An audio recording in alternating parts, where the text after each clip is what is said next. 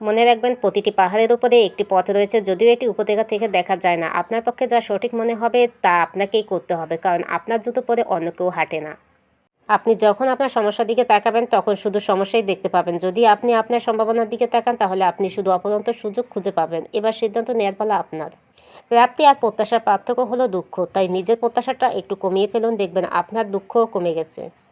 মানুষকে ঠকাতে যাদের বুক কাঁপে, বিবেকে বাঁধে, তাদের জীবনে কখনো সুখ হয় না, দুঃখই সারা জীবন তাদের আড়াল করে রাখে।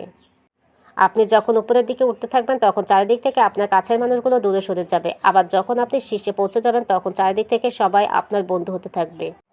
ঘরের মধ্যে তুমি যত ইচ্ছে কাঁদো, কিন্তু দরজা সবসময় হাসি মুখে খুলবে, কারণ যদি কেউ দেখে নেয় তুমি ভেঙে পড়েছো তবে সে তোমায় আরও ভেঙে দিয়ে যাবে।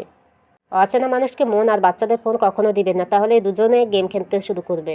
স্বার্থের পৃথিবীতে ভালো খারাপ বলে কিছু হয় না, তুমি যার মন রাখতে পারবে তার কাছে ভালো, আর যার মন রাখতে পারবে না তার কাছে খারাপ, এটাই বাস্তব।